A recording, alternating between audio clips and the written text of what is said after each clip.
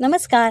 गणपती बाप्पांच्या प्रसादासाठी कोकणातील पारंपरिक गव्हाच्या पिठाचा मालपुआ बनवण्यासाठी सर्वात आधी 1 वाटी गुळामध्ये 1 वाटी पाणी घालून वितळण्यासाठी बाजूला ठेवले. नंतर मिक्सरच्या भांड्यात अर्धी वाटी ओलं खोबरं, अर्धा चमचा जिरं, 4 सोललेल्या वेलची, पाणी घालून जाडसर वाटून घेतले.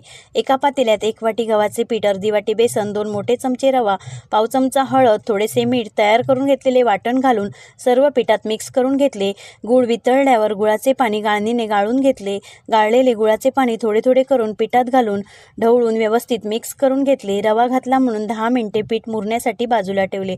पाव वाटी साधे पाणी घालून भजीच्या पिठाप्रमाणे पीठ तयार करून घेतले.